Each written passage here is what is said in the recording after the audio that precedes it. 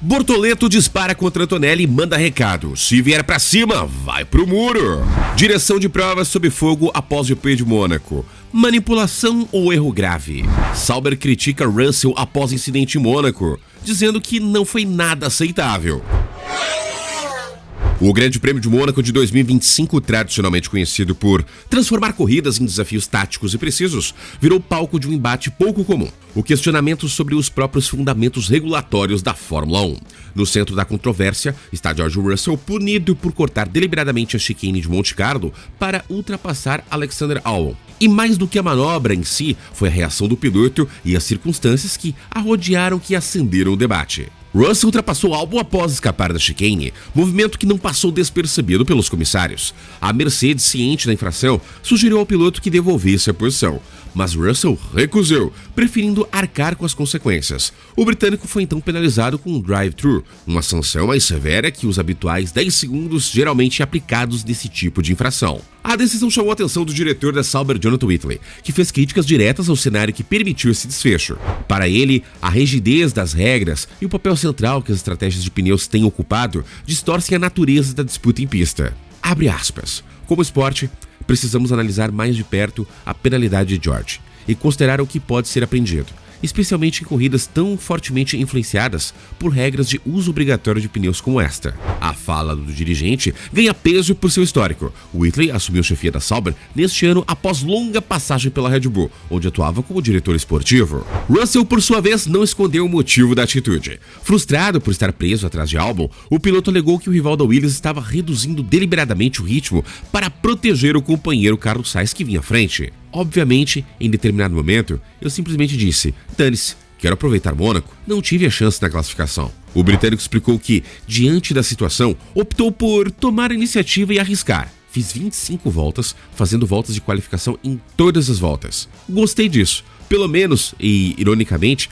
terminei em uma posição melhor do que teria feito ao assumir a penalidade de drive-thru. Infelizmente, o sistema é falho. A ação de Russell não foi isolada. O próprio piloto admitiu que a Mercedes já havia traçado um plano semelhante com Andrea Kimi e Antonelli. Nós mesmos planejamos fazer isso com o Kimi, e eu para dar suporte ao pilotão. Eu pararia nos boxes e ele daria suporte ao pilotão. Então trocaríamos de lugar e eu faria o mesmo por ele. Outras equipes também aderiram à manobra tática de frear o pilotão. Entre elas a Racing Bulls, com Leon Lawson e a Williams. Curiosamente, até Carlos Sainz, um dos beneficiados pelas ações, criticou a prática, classificando-a como uma forma de manipulação. O episódio escancara uma realidade incômoda para a F1 atual. Corridas cada vez mais decididas fora da pista, moldadas por estratégias e brechas no regulamento em vez de ultrapassagens reais. A penalidade a Russell foi um reflexo direto disso. Ao se recusar a devolver a posição e forçar uma punição que, paradoxalmente, o beneficiou no resultado final, o piloto da Mercedes mostrou como o regulamento pode ser contornado quando o risco calculado vale mais do que a obediência imediata. E para o Whitley, o problema é sistêmico. As regras que obrigam trocas de pneus e favorecem o uso de estratégias defensivas, como travar o pilotão, tornam corridas como o Mônaco previsíveis e manipuláveis. Seu alerta pode não ter sido apenas uma defesa institucional da Sauber, mas um chamado para que a F1 repense como quer ser assistida, como um tabuleiro de xadrez ou como um esporte de corrida. A tal nova regra que obrigava os pilotos a realizarem 2 pitstops durante a prova teve como resultado um espetáculo pobre. Carlos Sainz, que correu pela Williams neste fim de semana, não poupou palavras ao criticar o formato adotado. Após a prova, ele foi direto e reto. Não é assim que queremos correr. Acho que a maneira como nós, como outras equipes, conseguimos manter o ritmo e abrir lacunas não deve representar o que o Grande Prêmio de Mônaco significa. A equipe trabalhou bem, mas entendo a frustração dos carros atrás de nós. Nós também fomos vítimas da situação. Não esperávamos essa estratégia, foi uma surpresa. Tivemos que fazer a mesma coisa para não ficar no final do grupo. Mas eu não gosto desta Fórmula 1. Isso mostra que a regra obrigatória das 2 paradas não funcionou. Gosto de experimentar, mas desta vez não deu certo. Não dá para manipular uma corrida assim. Já seu companheiro de equipe, Albon, concordou plenamente. Não é assim que Carlos e eu queremos correr. Foi uma corrida tática e tivemos que nos adaptar. O vencedor do GP, Lando Norris, mesmo beneficiado pelo resultado, deixou claro seu descontentamento com o modelo aplicado. Acredito que as regras devem ser respeitadas, mas este novo regulamento de 2 paradas não melhorou o espetáculo nem incentivou ultrapassagens. Pelo contrário, introduziu muita aleatoriedade com a espera por um safety car ou uma bandeira vermelha. Para mim, a Fórmula 1 deve continuar sendo um esporte meritocrático, onde vence quem pilota e se classifica melhor, evitando corridas artificialmente construídas. Acho que para termos corridas mais competitivas, precisamos trabalhar nos carros e nos pneus, não aumentar o número de pitstops. Outros pilotos também expressaram desagrado. Max Verstappen chegou a comparar a corrida com o jogo do Mario Kart. George Russell, em tom irônico, sugeriu que os pilotos pudessem ligar um ponto molhado na pista para criar emoção. Nico Hülkenberg, que terminou fora da zona de pontos, foi ainda mais direto. Giraram 3 a 5 segundos mais lentos por volta para abrir janelas de pit stop para os companheiros. Isso me atrasou muito e tornou a corrida tudo menos divertida. Jogos de equipe fazem parte do esporte, mas do ponto de vista da competição pura, isso não foi o que todos esperavam. Gabriel Bortoleto também teve um domingo difícil. Após o incidente logo na primeira volta com Kimi Antonelli, o Brazuca teve sua corrida comprometida e terminou apenas em 14º. Apesar disso, deixou sua análise sobre o que viu em Mônaco. Mônaco é sempre famoso pelas classificações emocionantes, mas as corridas tendem a ser estáticas, e hoje não foi diferente, mesmo com a tentativa da FIA de introduzir algo novo com a regra dos pneus. Infelizmente não funcionou. Criaram-se jogos de equipe que atrasaram o ritmo geral da prova, com todos andando 4 ou 5 segundos mais lentos do que o ritmo real. Não houve desgaste de pneus e ultrapassagens praticamente impossíveis. Sobre o incidente com Antonelli, minha corrida já estava comprometida depois da primeira volta. Fiz uma boa manobra por fora na curva do hotel e ganhei a posição de forma limpa, mas ele tentou uma ultrapassagem bastante otimista na curva 8. Para evitar o contato, acabei indo para o muro e destruí a asa dianteira. É frustrante, porque sem isso talvez pudéssemos ter usado a estratégia de equipe a nosso favor. O consenso entre os pilotos e muitos jornalistas presentes no paddock é que a tentativa de salvar o GP de Mônaco com artifícios técnicos acabou tornando a corrida ainda menos legítima do ponto de vista esportivo. Os 4 primeiros colocados terminaram exatamente na posição em que largaram. Para muitos, a solução não está em alterar a essência do GP mais tradicional da Fórmula 1. Talvez devêssemos aceitar que durante um campeonato haverá um fim de semana onde a qualificação vale mais do que a corrida, e isso sempre existiu nas corridas. Uma sugestão interessante seria premiar apenas a classificação em Mônaco. Afinal, a volta rápida pelo Principado continua sendo uma das maiores demonstrações de habilidade e coragem que a F1 pode oferecer.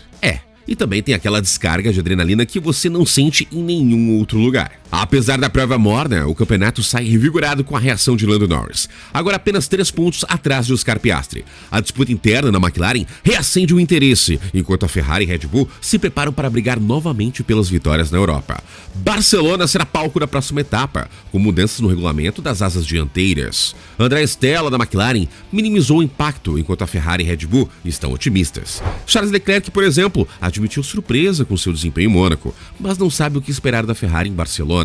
Antes dos treinos aqui, achei que a gente teria dificuldade para ficar no top 10 e acabei liderando todos os treinos livres. E por fim, destaque para Isaac Hadjar da Racing Bulls, que homenageou Ayrton Senna e brilhou com um sólido desempenho, mesmo sendo parte da polêmica tática da equipe com Leon Lawson. O francês terminou em 7º e garantiu bons pontos para a equipe. Um momento de tensão foi logo na primeira volta, protagonizados por 2 novatos do grid, Gabriel Bortoleto da Sauber e Andrea Kimi Antonelli da Mercedes. O Brazuca acabou indo contra o muro ainda no início da corrida após tentar evitar um contato com o italiano e não poupou críticas ao adversário. Logo após o fim da prova, Gabriel comentou o incidente, classificando a tentativa de ultrapassagem de Antonelli como excessivamente ousada.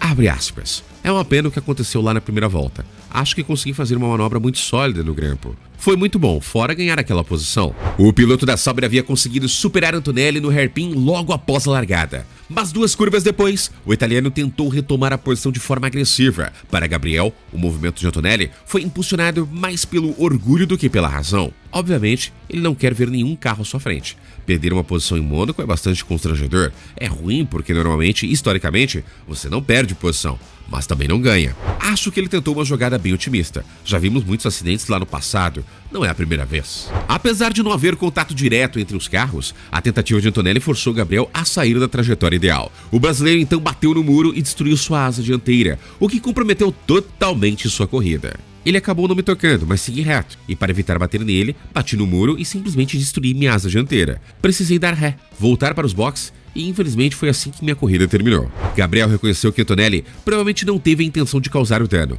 mas criticou o risco desnecessário.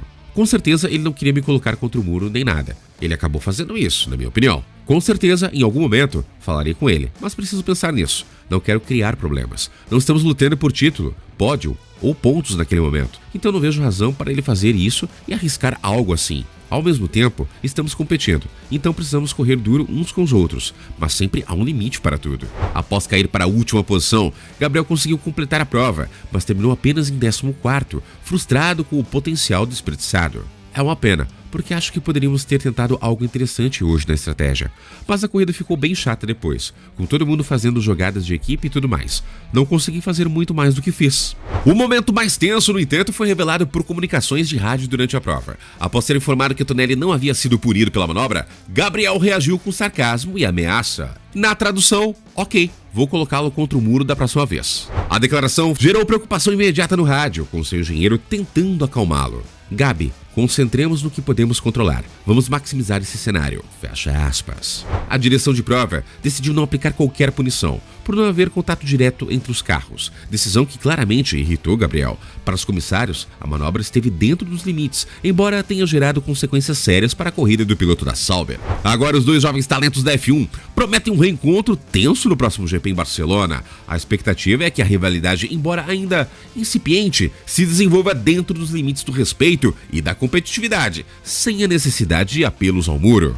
Mas e aí, na sua opinião, o acidente entre Gabi e Antonelli, onde acabou custando a corrida de Gabi, merecia uma advertência, uma punição, uma mão mais pesada? Ô meu amigo, segue o jogo, é de corrida, tirou o carro porque quis. Qual é a sua opinião? Comente aqui embaixo. E o GP de Mônaco, foi manipulado ou não? Essa parada obrigatória, essas duas paradas obrigatórias, realmente acabou deixando o show mais pobre? E no mais, muito obrigado pela sua audiência. Eu peço pra você o famoso triplo C. Curte, comenta e compartilha. Curtiu, comentou e compartilhou? Não marca bobeira. Se inscreva no canal e junte-se a uma comunidade de mais de 60 mil inscritos. Clica no sino de notificação para ser notificado na palma de sua mão com conteúdo diário aqui do nosso canal. Ontem, hoje, amanhã e sempre. Eu sou Tio Barba no canal Hora do Piloto e até o próximo vídeo.